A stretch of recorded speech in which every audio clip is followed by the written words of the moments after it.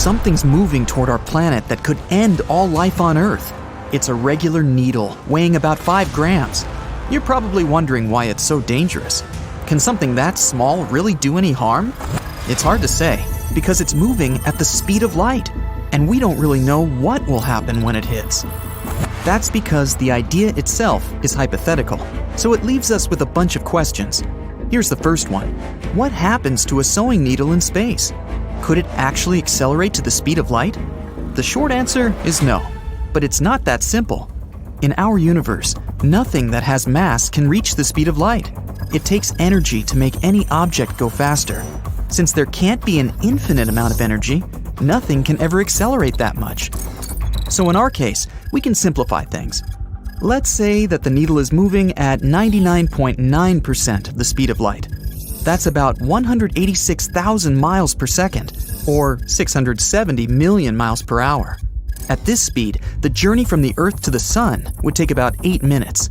For comparison, the maximum speed of a Falcon Heavy rocket is 24,600 miles per hour.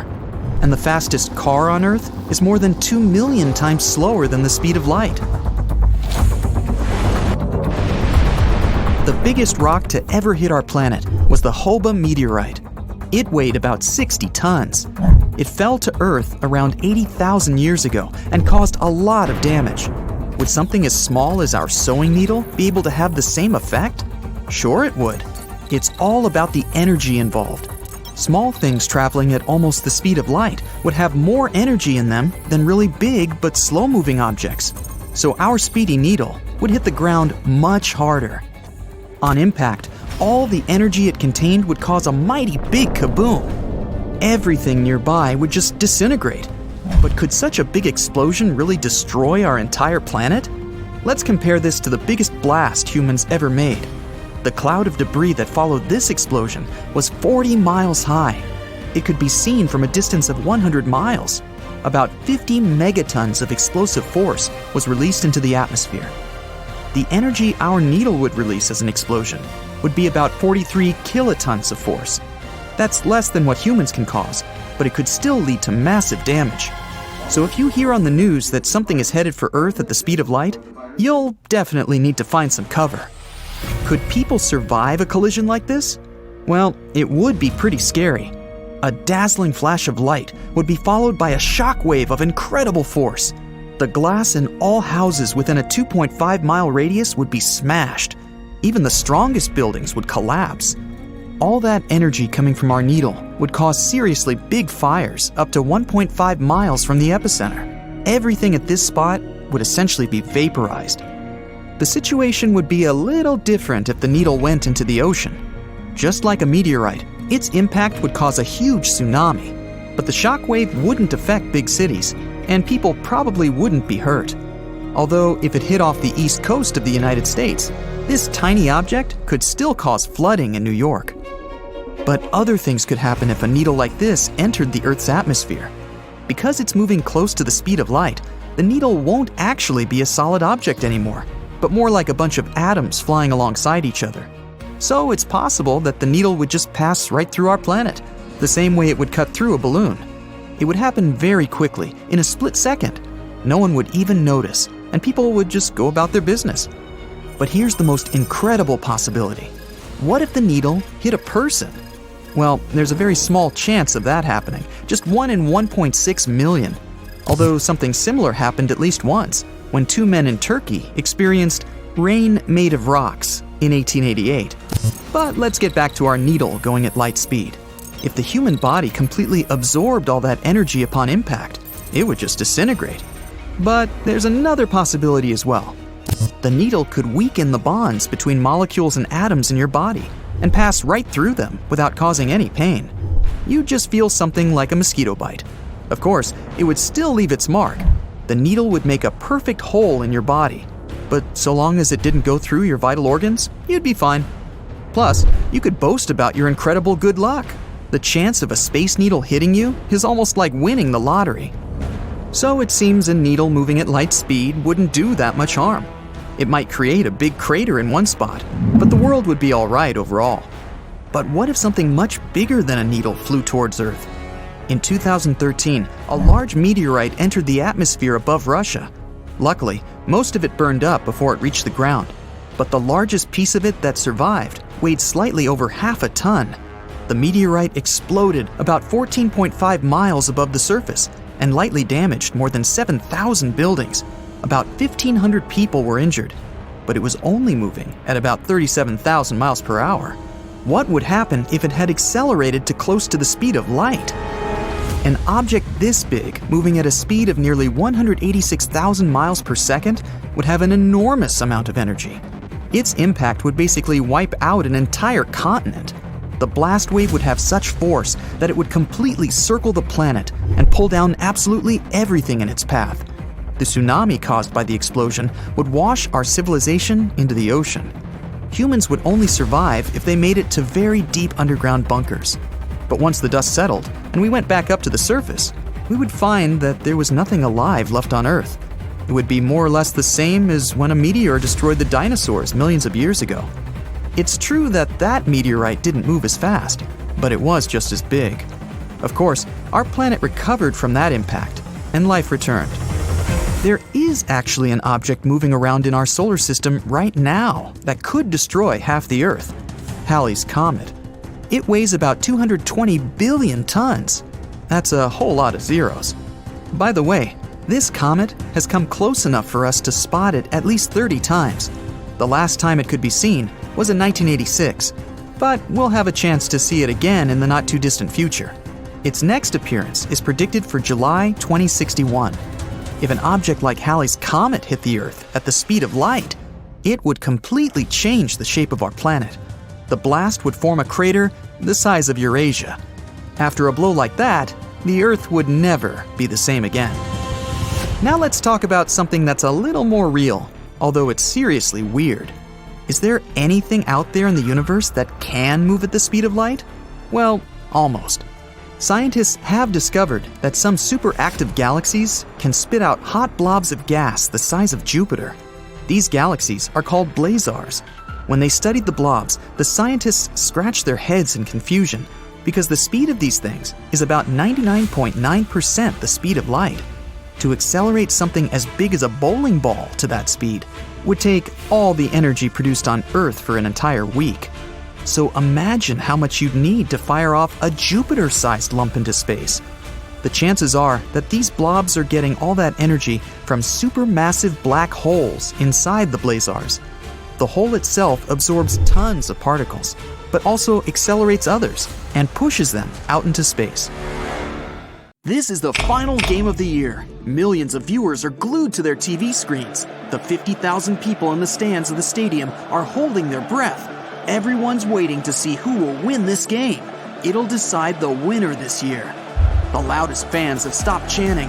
The air's become thick as syrup. It's so quiet, you can hear the heartbeats of the spectators. The pitcher looks at the ball one last time. He's taking wind speed into account and prepares to bring victory to his team. There's the throw! The ball flies like a bullet through the stadium, but the batter's reaction is perfect. And then, the incredible happens. The impact energy accelerates the ball to the speed of light. Okay, let's stop now. I've got to explain this. Nothing in the universe can reach the speed of light if it has mass. For a person, a car, a rocket, even a comet, that speed is out of reach. According to Einstein's general theory of relativity, when an object moves, its size decreases and its mass increases. If an airplane accelerated to the speed of light, its mass would be infinite and its length, 0. It's impossible. But living by the rules is boring, even if they're the laws of physics. I'm sure Einstein would love our idea. So, in our lawless world, the batter hit the ball and it flew at 186,000 miles per second. In just 1 second, the ball would fly around the Earth 7.5 times. Spectators, grass on the stadium, air molecules. Everything around is frozen. Only the ball is moving forward. The small projectile flies out of the stadium, rips apart the atmosphere, and goes into space. And then, the horror, the ball crashes into the International Space Station at full speed. The station has no chance. An object at the speed of light will blow away everything in its path. This story is impossible, not only because a baseball player's bat would break from such a blow. A small ball of leather and rubber will trigger a flash in the center of a stadium that is brighter than the sun. The bright light would be followed by a thermonuclear explosion. When the batter propels the ball to the speed of light, the show begins. The ball moves so fast that the air molecules don't have time to flow around it. The atoms in the air molecules hit the ball and mix with its atoms. Gamma rays appear. They break molecules apart. The air around the batter turns into red-hot plasma. The umpire and the catcher aren't to be envied either. Try to play baseball in volcanic lava. All this happens in nanoseconds. There's 1 billion nanoseconds in 1 second. The eyes and brains of people don't have time to analyze what's happening in front of them. The ball breaks into tiny pieces. Now it looks like a cloud of burning plasma. These are carbon, oxygen, nitrogen, and hydrogen. The stadium is engulfed in plasma and X-rays. For miles around, there's little more than a desert. The landscape resembles the surface of the moon or Mars. Let's take a look at it in slow motion. The bright light comes on first. Then a fireball appears in the middle of the stadium. Boom! The sound of the explosion reaches you. A pillar of fire bursts into the sky and turns into an eerie cloud that most resembles a colossal mushroom. Don't forget about the blast wave. It tears the trees out of the ground and knocks out all the windows in the vicinity. Thankfully, in the real world, such a situation is impossible. The International Space Station has enough problems without baseballs. Here's an American football field, and this is the ISS.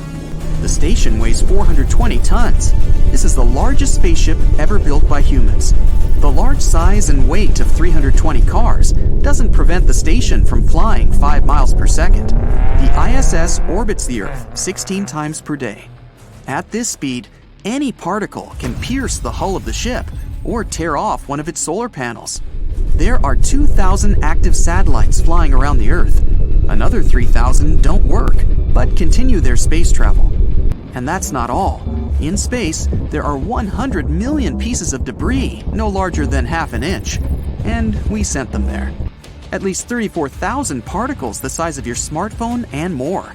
Even the smallest piece can destroy an astronaut's suit, equipment, or unprotected areas of the ISS. A single screw flying at 40 times the speed of a jet is a dangerous projectile, especially in space. Still, the ISS is safe. The padding protects it against impact with small objects. Now with larger ones, it's more difficult, but scientists have figured out how to deal with them too. A security perimeter has been created around the ISS. Imagine a pizza box 15.5 miles long and 2.5 miles wide. The space station is suspended in the center of the box, and its walls are the perimeter boundaries. NASA specialists record every violator of the space border. Scientists calculate the probability of collision.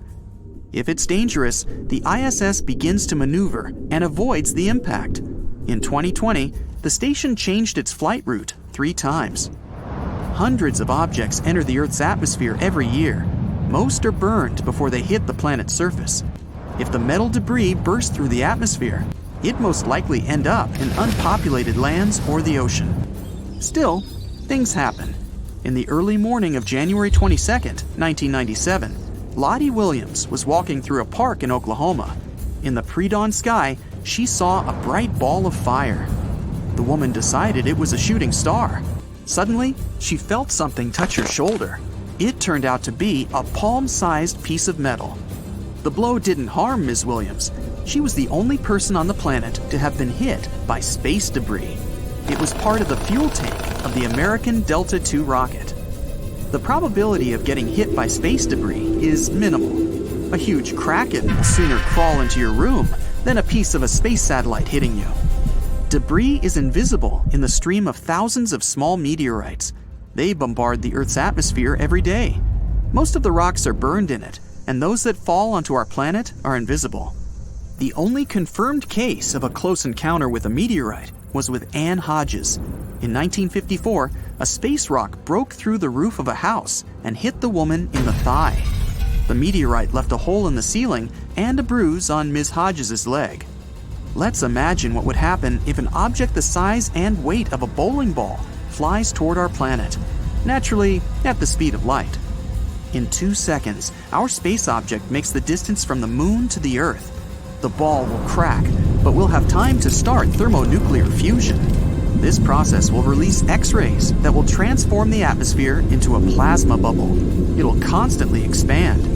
There will be no point of impact of space debris on the surface of the Earth. It won't have time to land, but it'll do a lot of nasty stuff. The explosion in the atmosphere will be colossal. The cataclysm will turn part of the planet into a lifeless desert and provoke the destruction of part of the Earth's crust. On the surface, fires, earthquakes, tsunamis, and volcanic eruptions will begin. The sun is the main source of light in our solar system. Light from the star reaches Pluto in 5 hours and 50 minutes. Mercury is only 3 minutes and 20 seconds away. As for Earth, 8 minutes and 20 seconds are enough. If we send a spacecraft to Mars tomorrow, it will reach its destination in 7 months. A rocket that travels at the speed of light will get it done in 3 minutes. We'll hardly ever learn to fly at the speed of light. Most modern spacecraft are powered by ion engines. But scientists are looking for an alternative. For thousands of years, people traveled by ships with sails. Today, this technology is relevant again. Engineers suggest using sails in space. They propose to catch the solar wind with them. A sail is installed on the spacecraft, and photons of light hit it. This creates pressure that pushes the object forward. The most ambiguous idea so far is to create an external pulsed plasma propulsion engine. Its principle is detonating hundreds of nuclear charges behind the spacecraft. The ship will fly forward on their shockwave. Thanks, but no thanks. The most sci-fi way to travel in space is to use a warp drive. In this case, we can fly faster than the speed of light. But first, we have to build an engine that distorts space-time and use this distortion for space travel. So far, this technology can only be found in movies and comics. The speed of light is the fastest thing in our universe. It travels across space, passing through Mercury and Venus to reach us, and it's slowing down. No need to panic though. The sun is getting weaker, but we won't see the effects of it for another billion years. In the vacuum of space, the speed of light is around 186,280 miles per second. Any slower than that, and humans would see the changes firsthand.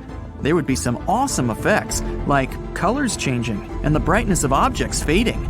We'd also notice some differences in everyday objects, their length and shape. Scientists created a simulation to see what would happen if the speed of light was slower. In a vacuum, the speed of light can't change, but if light passes through different materials and objects, it alters the way we perceive things. Light acts as a wave and a particle, meaning that it's a wavelength. The color and frequency are determined by the distance from crest to crest in the wave. It behaves similar to sound with the Doppler effect. Imagine you're standing in the middle of a busy highway and a honking car speeds through. Wow, that was loud.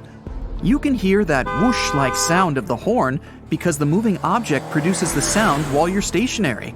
The frequency and pitch seem to change, but it's just the sound reaching your ear faster than it would if you and the car were both stationary. Light behaves similarly. The wavelengths change if the speed changes. Moving toward a light source and making the wavelength shorter will shift the color to a blue and violet hue. Moving away from the light source, and you'll get something more reddish. So if the speed of light slowed down to walking speed, we'd notice the colors changing when we approach an illuminated object. At the same time, the color would change around us and behind us. If you walk sideways, the colors you're walking toward would become bluer, and everything in the distance would become red. This information is useful to astronomers who are studying objects in space. If they're blue shifted, that means the object is moving towards us. And if it's red shifted, then it's going in the opposite direction. In fact, everything in the universe is red shifted, proving that the universe is expanding and getting further away from us. The slower it gets, the brighter it becomes. That's because the photons become more present for us to see. At this rate, we can see invisible light and increased intensity. You won't notice that effect much if you're standing still, but because of the Doppler effect. Moving towards an object will have different colors and different light intensities. Another phenomenon we'd experience is time dilation.